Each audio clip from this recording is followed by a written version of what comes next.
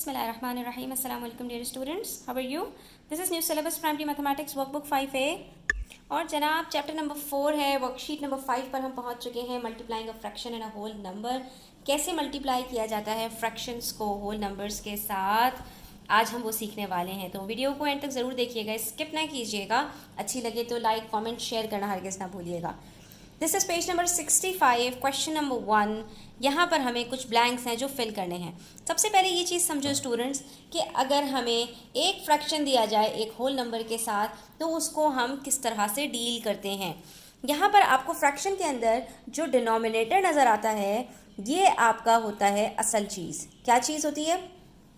इसका मतलब क्या है? 1/5 ऑफ 10, यानी मेरे पास एक होल है जिसमें मेरे पास 10 यूनिट्स हैं। ठीक है, 10 यूनिट्स है मेरे पास और उन 10 यूनिट्स को मुझे 5 यूनिट्स में डिवाइड करना है।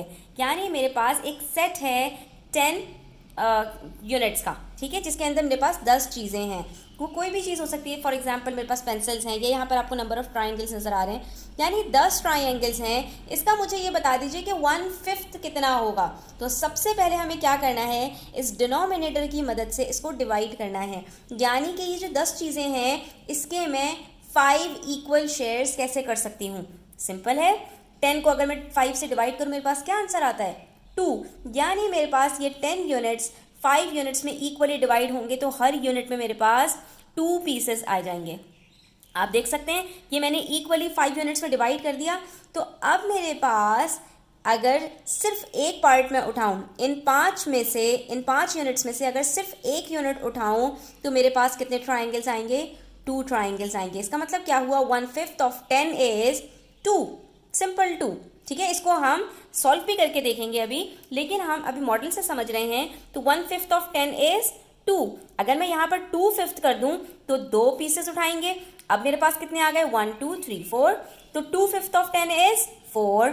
इसी तरह से 3/5 of 10 is 6, 4/5 of 10 is 8 and 5/5 of 10 is completely 10, क्योंकि वो पूरा होल हो गया।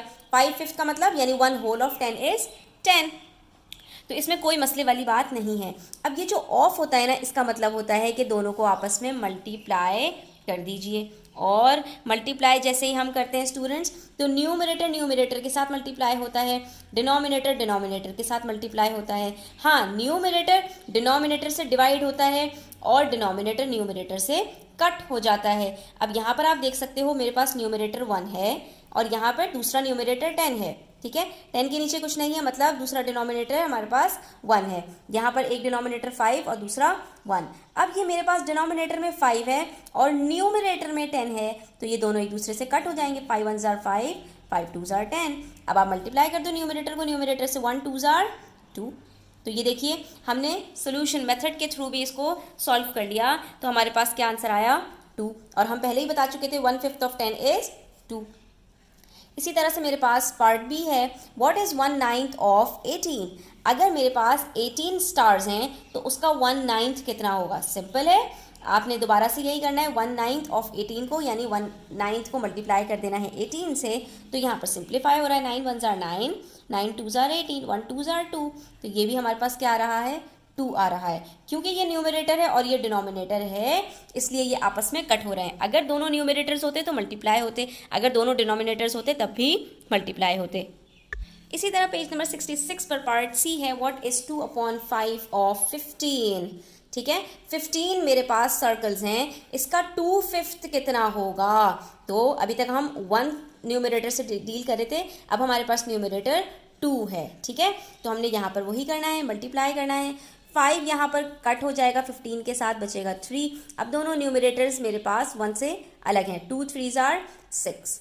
तो मेरे पास 2/5 ऑफ 15 कितना आ रहा है? 6 आ रहा है। और आप ये देख सकते हैं 1/5 3 है, 2/5 क्या होगा? 3 + 3 6 हो जाएगा। इसका मेरा आंसर बिल्कुल करेक्ट है। आइए कुछ और क्वेश्चंस हम क्वेश्चन नंबर 2 में सॉल्व करते हैं और सिंप्लीफाई करने की कोशिश करते हैं। यहाँ पर मेरे पास 3/4 मल्टीप्लाई बाय 20 है, दैट इज़ 3/4 ऑफ 20। तो यहाँ पर 4 को मैं सिंप्लीफाई कर रही हूँ 20 के साथ, 4 5 ज़ार 20। मेरे पास अब क्या बचा? 3 5 ज़ार 50। अब आ जाइए नंबर 2 पर, 2/7 इंटू 21, यानी 2/7 ऑफ 21। तो न्यूमरेटर में 7 है जो डिवाइड कर सकता है 21 को, 7 3 ज़ार 21। अब हमारे पास न्यूमरेटर्स में 2 इंटू 3 है, तो 2 3s are 6। इसी तरह से हमारे पास यहाँ पर है 5/6 इंटू 44। अब ये 6 कम्प्लीटली डिवाइड नहीं कर सकता 44 को, हाँ कुछ सिंप्लीफाई हो सकता है क्योंकि दोनों हमारे पास वो हैं, इवन नंबर्स हैं। तो 2 3s are 6 और 2 22s are 44। अब हम क्या करेंगे, न्यूमरेटर को न्यूमरेटर से मल्टीप्लाई करेंगे, फिर भी हमारे पास डिनोमिनेटर में कुछ ना कुछ बच जाएगा। तो देखते हैं हमारे पास आंसर क्या आता है। 5 2s are 10, 5 2s are 10, 11, 110/3। अब आप देख सकते हो बच्चों कि 110 को 3 डिवाइड नहीं कर सकता, तो हम अपने आंसर को सिंपली क्या करेंगे, हम यहाँ पर डिवाइड करके और मिक्स नंबर में लिख देंगे। ठीक है, 3 3s are 9, 20 बचा, 3 6s are 18 और 2 रिमाइंडर बच रहा है। तो हम यहाँ पर लिख सकते हैं 36 होल नंबर 2/3। ठीक है, हम मिक्स नंबर में आंसर दे देंगे।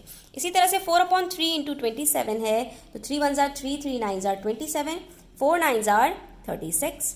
ठीक है, तो हमारे पास 4/3 ऑफ 27 क्या हो गया, 36 हो गया। यहाँ पर हमारे पास बढ़ गया, हमारे पास जो होल था वो 27 था, लेकिन क्योंकि हमारे पास यहाँ पे इम्प्रॉपर फ्रैक्शन है, यानी हम 1 होल से भी ज़्यादा की बात कर रहे हैं, 4/3 की बात कर रहे हैं, तो हमारा ये आंसर बढ़ गया, यानी 1 होल और 1/3। ठीक है, इसी तरह से हमारे पास पार्ट ई है 7/5 into 60। 5 1s are 5, 5 12s are 60। अब आप 12 को 7 के साथ मल्टीप्लाई कर लीजिए, तो आंसर क्या आता है, 84। तो 7/5 ऑफ 60, अगेन यहाँ पर मेरे पास इम्प्रॉपर फ्रैक्शन है, यानी डिनोमिनेटर छोटा है, न्यूमरेटर बड़ा है, यानी 1 होल से ज़्यादा चाहिए, क्योंकि 5/5 हमारे पास 1 होल होता है और यहाँ पे 7/5 है, यानी 1 होल 2/5 है। ठीक है, तो इसलिए हमारा आंसर 60 से बड़ा 84 आ रहा है।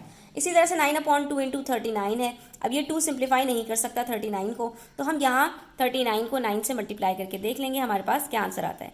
9 9s are 81, 9 3s are 27 plus 8 35।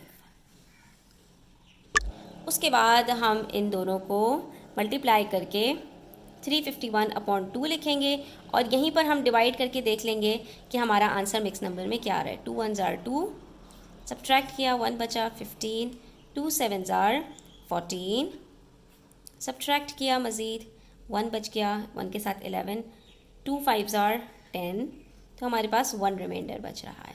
ठीक है स्टूडेंट्स, हम यहाँ पर अपना आंसर इसी में दे देंगे 175 होल नंबर 1/2। ठीक है, तो ये हमारा आंसर है। ओके बच्चों, यहाँ पर हमारी वीडियो एंड होती है। Thanks for watching the video till the end. Take care, अल्लाह हाफिज़।